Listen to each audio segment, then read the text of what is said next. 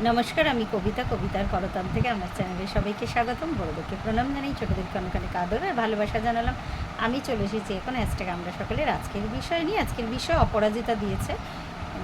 বিষয়টা সুন্দর একটা বিষয়, ভারতের সমাজ আর তার সাংস্কৃতিক ঐতিহ্য। অপরাজিতাকে অনেক ধন্যবাদ এত সুন্দর সুন্দর বিষয় দিয়ে আমাদেরকে সাহায্য করার জন্য। আজকে মহালয়ের দিন, তো সকলকে আসলে মহালয়াটা যেহেতু শুভ মহালয়া বলা হয় না, বা মহালয়ের ওইভাবে শুভেচ্ছা জানানো যায় না আর কি। তো কালকে থেকেই আর কি আজকে পিতৃপক্ষের শেষ, মানে একটা সন্ধিক্ষণ আর কি। কাল থেকে দেবীপক্ষের শুরু। তো আমাদের প্রতিনিয়ত আমাদের নিজেদের কাছে কমিটমেন্ট আছে হ্যাশট্যাগ আমরা সকলেতে আসার জন্য, তাই জন্য চলে এসেছি আজকের বিষয় নিয়ে। তো বিষয়টা বলে নিই। বিষয়টা তো এত সুন্দর একটা বিষয় আগেই বললাম। বিষয়টা আলোচনা কিছুদিন 2-3 দিন আগেই আমি আমার একটা ভিডিওতে আলোচনা করতে গিয়ে বলেছিলাম যে ভারতের সমাজ বলতে না অনেক ধরনের কালচার, যেহেতু ভারতবর্ষ এমন একটা জায়গা যেখানে অনেক ধর্ম, অনেক সংস্কৃতি, বিভিন্ন ধরনের মতবাদ মিশে না একাকার হয়ে আছে। বিভিন্ন মানুষ আমরা দেখতে পাই, তাদের এক এক জায়গায় এক এক রকমের কালচার, এক এক রকমের খাওয়া দাওয়া, এক এক রকমের পোশাক আশাক। আমার যেন মনে হয় যে ভারতবর্ষে জন্মে আমি সত্যি ধন্য, নাহলে এতগুলো কালচারের সাথে পরিচিত হতে পারতাম না। আমার যেহেতু প্রথমেই বলেছি আমি মানুষজনের সাথে মিশতে ভীষণ ভালোবাসি, সেই মেশা থেকেই বুঝেছি যে কত বৈচিত্র্য আছে। আর ঈশ্বরের কৃপায় আর কি আমার এমন অনেক বন্ধুবান্ধব আছে যারা অন্য কালচার থেকে বিলং করে। তো সুতরাং সেগুলোকে জানা, সেগুলোর টাচে থাকা, বা তার ছোঁয়া পা, তার সাংস্কৃতিক বৈচিত্র্য বা বৈশিষ্ট্য জানা, এগুলোর সুযোগ আমার হয়। অনেক সময় আমরা বই পড়েও জানতে পারি, সবসময় তো সব জায়গায় পৌঁছানো যায় না। তো এত সুন্দর একটা বৈচিত্র্যময় দেশ। আমি যেটা আমার ব্লগের শুরুতেই বললাম, কিছুদিন আগেই আমি আলোচনা করছিলাম যে সমাজ ব্যবস্থা আগে যেমন 4 ভাগে বিভক্ত ছিল, ব্রহ্মচর্য, গার্হস্থ, বানপ্রস্থ আর সন্ন্যাস। তো এইটা নাকি আমি সত্যি জানতাম না। এই মানে এই সমাজ ব্যবস্থা চালু হয়েছিল আর কি আর্যরা চালু করেছিল। আমরা জানি আর্য কারা, যারা মানে অনেক বিদেশি আর কি ভারতবর্ষে এসে ভারতের মতনই আর কি, মানে এই দেশের কালচারে তারা নিজেদেরকে কি বলবো আর কি, নিজেদেরকে মিশিয়ে নিয়েছেন, বা একাত্ম হয়ে গেছেন, সব থেকে বলা ভালো আর কি। ভারতবর্ষটা আমাদের সবার। তো আর্যরা আমরা জানি সে এরকমই আর কি, এশিয়া মাইনর থেকে এসেছিল। তো এই সমাজ ব্যবস্থাটা কিন্তু আর্য মানে ওই ওই যুগেরই আর কি, তো বৈদিক যুগেরও বলা যায়। তো যাই হোক, তখন এখন যেই সমাজ ব্যবস্থা আছে আমি সত্যিই জানতাম না। তো সেদিন একজন উনি একজন স্পিরিচুয়াল বক্তা আর কি। তো ওনার এতে জানলাম যে এখনও নাকি কোনো কোনো এরকম পরিবার আছে যেখানে এখনও নাকি এগুলো কন্টিনিউ করা হয়। তো যাই হোক, খুব ভালো কথা। তো এই ধরনের এত কালচার, এত বৈচিত্র্য আমার তো মানে ওই যে বললাম আমার খুব ভালো লাগে।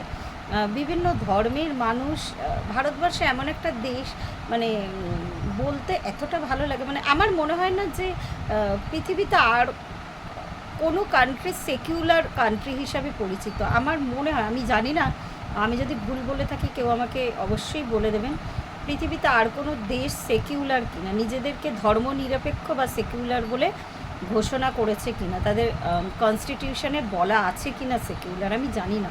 একমাত্র ভারতবর্ষেই বলা আছে। তো এই মানে জন্মটা আমি হয় যেই ঘরে জন্মেছি, যে ধর্মে জন্মেছি, মানুষ তো এইভাবেই আর কি, জন্মটাকে তো আমরা নিজেরা সিলেক্ট করে আসতে পারি না।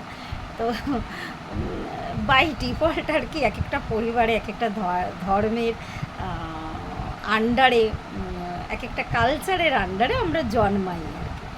তো তারপরে আস্তে আস্তে যখন চোখ খোলে, তখন জানতে পারি, বা তখন অন্যান্য ধর্মের অন্যান্য কালচারের মানুষজনের সাথে মিশে আরও তাদের কালচারটা জানতে পারি। তো এই ক্ষেত্রে এত সুন্দর একটা মানে কি বলবো, আমার আমার মনে হয় যেহেতু আমার মনটা না মানে কখনোই সেই সংকীর্ণতার মধ্যে পড়ে না আর কি। একটা কথা ভীষণ বলতে ইচ্ছা করছে, এই ক্ষেত্রে বলাটা একটু বিতর্কিত হবে হয়তো। এই তাও আমি বলছি, যেহেতু আমার ভীষণ ইচ্ছা করছে যে এই সাবজেক্টটা যখন বলতে বসেছি, জানি না হয়তো অন্যরকম মনে হতে পারে, এই ধর্ম চেঞ্জের ব্যাপারটা না আমার কাছে বেশ একটা আপত্তিকর বিষয় আর কি।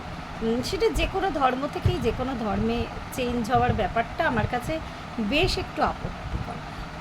কেন বলছি এই কথাটা আমি, আমার মনে হয় আমি যে ধর্মেই জন্মাই না কেন, ধর্ম মানে আর কি তোমাকে মানে একটা গণ্ডির মধ্যে আবদ্ধ করে দিচ্ছে। আমি যদি এই ধর্ম থেকে আমি অন্য ধর্মে আমি তাদের নিয়ম নীতি কালচার এগুলোকে ভালোবাসতেই পারি, তার জন্য আমাকে ধর্মটাকে কেন চেঞ্জ হতে, বা সেই ধর্মের চর্চাও আমি করতে পারি, তার জন্য আমাকে আনুষ্ঠানিকভাবে কেন চেঞ্জ করতে হবে, বা নিজের সারনেম থেকে কেন ওটা মানে সরিয়ে দিতে হবে। মানে আমি আমি জানি না আমি ব্যাপারটা বোঝাতে পারলাম কি না আজকে। আমি মানে আসলে সিস্টেমটাই এরকম আর কি হয়ে আসছে না, তো আমি তো একা ওই সিস্টেমের বিরুদ্ধে যেতে পারি না। আমি শুধু কিন্তু পার্টিকুলার কোনো ধর্মের কথা বলছি না, আমি সব ধর্মের কথাই বলছি। মানে প্রচুর উদাহরণ আছে আর কি, আমি ধর্মের নাম বলতে চাইছি না আর কি, এরকম কনভার্ট হওয়ার প্রচুর উদাহরণ আছে। আবার অনেকে কনভার্ট হয়ে আমি অবশ্যই সনাতন ধর্মে, মানে সনাতনটা না আসলে কোনো ধর্ম নয় আর কি।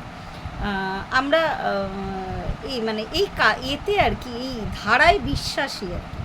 তো আমার মনে হয় যে এইভাবে মানে আমি এটারও বিরোধী, যদি কেউ অন্য ধর্মের মানে অন্য প্র্যাকটিশনার হয় তারা যদি এরকম চেঞ্জ করে আসে সনাতন ধর্মে, আমি মানে এটারও আমি চেঞ্জ করতে, আমি একটা ফিলোসফি ফলো করতেই পারি।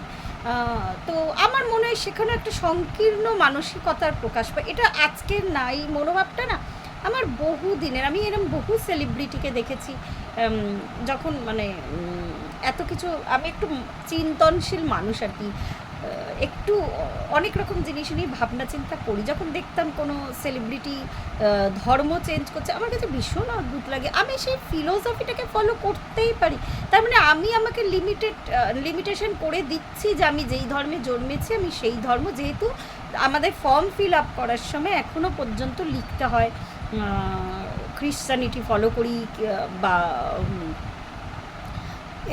আমি ইসলাম নাকি আমি হিন্দুইজম, মানে কোন ধর্মে আর কি আছি। আমার কাছে খুব অদ্ভুত, আমার মনে হয় যে খুব বলছি বারবার করে বিতর্কিত বিষয়, আমার মনে হয় এই ব্যাপারটা তুলে দেওয়াই ভালো আর কি। জানি না এটা কেন, যার যে ফিলোসফিটা ভালো লাগে সে কালচার করতেই পারে। তো আমার সাথে না একবার এক ভদ্রমহিলার ভীষণ মানে একটু কথা কাটাকাটি হয়েছিল, কথা কাটাকাটি মানে বাজেভাবে না ভালোভাবেই। তো আমি যখন প্রথম গীতা ক্লাস করতে যাচ্ছিলাম, তো এক ভদ্রমহিলা সে বহুদিন ধরে গীতা ক্লাস করে, তো আমার এক বন্ধু, ওই যে বলছিলাম না আমি খুব ক্রেভিং হচ্ছিল গীতা ক্লাস করব গীতা ক্লাস করব, তো যাই হোক ভোরবেলায় করছিলাম। তো আমার এক বন্ধু তার নাম্বারটা আমাকে দেয়, তো তার থ্রুতে আমি গীতা ক্লাসে জয়েন করি, সে আমাকে লিঙ্কটা পাঠায়, ভীষণ ভালো কথা। এবার তাকে মানে তার সাথে একটা দুটো কথা হওয়াতে যখন আমি অন্যান্য ধর্মের কথাও তাকে বলি যে আমার এরম ইচ্ছা আছে সব ধর্ম জানার বা সব ধর্মের ফিলোসফিগুলো পড়ার আর কি, এবার আমার যেটা ভালো লাগবে আমি সেটা ফলো করব, সেটা আলাদা ব্যাপার। তো তিনি ভীষণভাবে তর্ক করলো, মানে পার্টিকুলার একটা ধর্মের এগেনস্টে ভীষণভাবে আমার সাথে তার তর্ক হলো, যে ওরা এরকম ওরা সেরকম। তো এইটা এইটা বলা মানেও আর কি কী বলবো, মানে তোমার নিজের ওই ইগোইজম থেকে তুমি বলছো। আমি যে জন্মেছি আমার মনে হয় আমি মানুষ আর কি, ইন্ডিয়ান কালচারটাই বলে আর কি সেকুলার, কিন্তু সেকুলার হয়েও যে কেন আমি জানি না, যে এই ধর্মের বেড়াজালে আর কি ওই ফর্ম ফিল আপের জায়গায় যে কেন থাকে আমি আজ পর্যন্ত বুঝতে পারিনি, জানি না আমার মনোভাবটা আমি বোঝাতে পারছি কেন। তো ভদ্রমহিলা বেশ অনেকক্ষণ মানে 1 ঘন্টা সময় তাকে আমাদের দুজনের কথোপকথন হলো আর কি। যে তাকে আমি বললাম যে এরকম তো সত্যি কথা, এরকম কোনো বেড়াজাল দেওয়া যায় না। আমি যে কোনো ধর্মগ্রন্থই পড়তে, আর আমি বেশ আগ্রহী আর কি পড়ার জন্য। আমি গীতা ক্লাস পড়তে আগ্রহী বলে এই নয় যে আমি অন্য ধর্মগুলোর ফিলোসফিতে আমি তাকাবোই না বা চোখ বুজে থাকবো। আমাকে তো কোনো একটা কিছু সমালোচনা করতে গেলে আমাকে তো জিনিসটা জানতে হবে।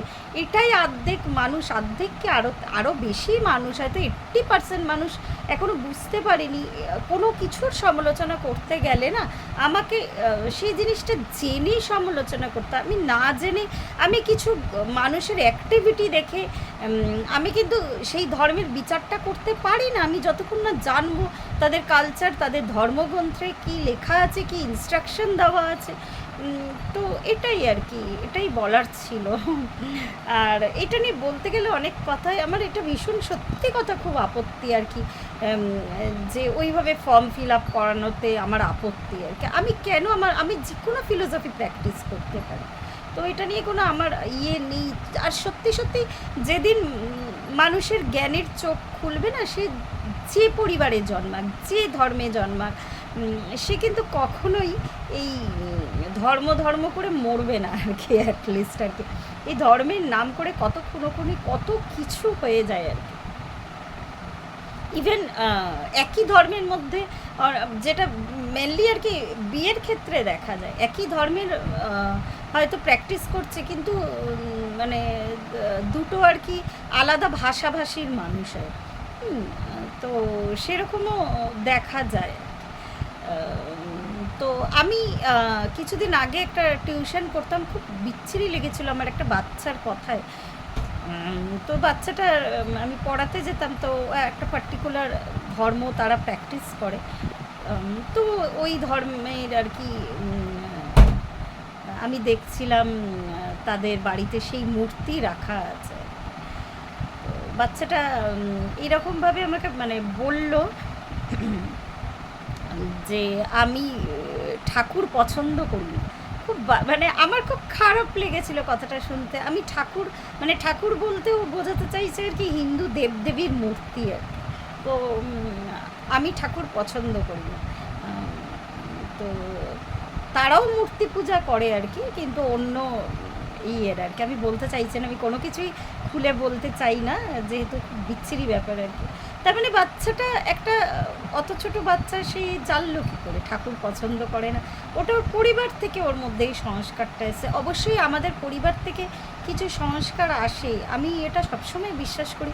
যখন তুমি ইনভেস্টিগেট করবে, যখন তুমি নিজে জানতে চাইবে, তোমার নিজের সেই খোঁজটা আসবে, তখনই না তোমার আর মনে হবে না যে ওই পুরনো কালচার যেটা আছে, যেটা ট্র্যাডিশন, সেটা থাক, হ্যাঁ, কিন্তু তোমার কখনোই মনে হবে না যে ওই কি বলবো আর কি আমি সুপিরিয়ার, অন্য কেউ ইনফিরিয়ার, বা যারা অন্য আর কি ফিলোসফি প্র্যাকটিস করছে, এটা কখনোই মনে আসবে না। সবসময় মনে হবে আমি মানুষ আর কি, আমি মানুষ হিসাবে জন্মেছি। আর যে সত্যি সত্যি সেই পরম ব্রহ্মের উপলব্ধি করে না, তার কাছে এগুলো মানে মানে সাংঘাতিক একটা তুচ্ছ ব্যাপার আর কি। তো এই নিয়ে কোটি কোটি মানুষ, কোটি কোটি মানে মানে লড়াই, মানে যুদ্ধ পর্যন্ত আর কি হচ্ছে। খুব অবাক লাগে আর কি। জানি না মানুষের মানে মানুষ অ্যাকচুয়াল, আমি বলে তো কারোর জ্ঞানচক্ষু খোলাতে পারবো না, বা কারোর মানসিকতা আমি চেঞ্জ করতে পারবো না। অ্যাটলিস্ট একটু মানুষের ভাবা উচিত আর কি, যে এইগুলো বলার আগে, বা কোনো যে কোনো ধর্মের এগেনস্টেই বলার আগে আমি না জেনে সমালোচনা করতে পারি না। সেটা শুধু ধর্ম না, যে কোনো কালচার। হ্যাঁ, এবার কি হয় না, একটা ওই যে বললাম একটা পারিবারিক সংস্কার, বাচ্চারা কি, এই বাচ্চাটা যেমন আমাকে বলেছিল, সে না জেনেই বলছে, সে ওটাকে বুলি হিসেবে আওড়াচ্ছে আর কি। তো এইরকম মানে আমি আমার সন্তানকে কখনোই, ওর ছোটোবেলায় না ও বলতো আমাকে মাঝে মাঝে ওই সেলিব্রিটিদের দেখে যে এরা তো এরকম ধর্ম চেঞ্জ করেছে, ওরা তো ওরকম ধর্ম চেঞ্জ করেছে, তাহলে কি আমিও বড় হলে চেঞ্জ করতে পারি? আমার আর ওর মধ্যে অনেক ছোটোবেলা থেকে না আমাদের মধ্যে অনেক রকমের কথা হয়। ওর যখনই একটু বোঝার ক্ষমতা হয়েছে, একটু কথা বলতে পারে, অনেক ধরনের জিনিস আমার ওর মধ্যে আলোচনা হতো। তো ওকে আমি একদিন বললাম, তাহলে তুমিও সেই অন্ধত্বের মধ্যে দিয়ে চলবে যদি ধর্ম চেঞ্জ, আমি কেন আমার অ্যাকচুয়ালি আমার কাছে ধর্ম মানে ফিলোসফি, এটা একদম মানে আমার কাছে ভীষণ ক্লিয়ার একটা আইডিয়া। আজকে যদিও এটা নিয়ে হয়তো বিষয় নয়, আমি এটা নিয়ে এতটা বকবক করছি কেন আমি নিজেও জানি না, মনের কথা যেহেতু খুলে বলি তাই। তো আমি তখন আমার ছেলেকে বলেছিলাম তুমি অন্য ফিলোসফি ফলো করতেই পারো। হ্যাঁ, যেহেতু এবার ওই ফর্ম ফিল আপের ব্যাপারটা এসে পড়ে, যখন আমাদের ভোটার কার্ড, আমাদের আধার কার্ড, ভীষণ হাস্যকর একটা ব্যাপার। আমি জানি না এটা সেকুলার কান্ট্রি হয়ে এটা কেন এই জিনিসটা, মানুষ মানে তো মানুষই হয়, আমার কাছে তো মানুষ হয়। হ্যাঁ, কিছু মানুষ ওই যে বললাম তারা এতটাই অন্ধ, তারা যে পরিবারে জন্মায় সেই কালচারটাকে ফলো করে, জানতেও চায় না, ইভেন মৃত্যু তাদের জানার কোনো ইচ্ছা থাকে না আর কি। তো এই জন্যে এত যুদ্ধ, এত রেষারেষি, এত মানুষে মানুষের বিবাদ।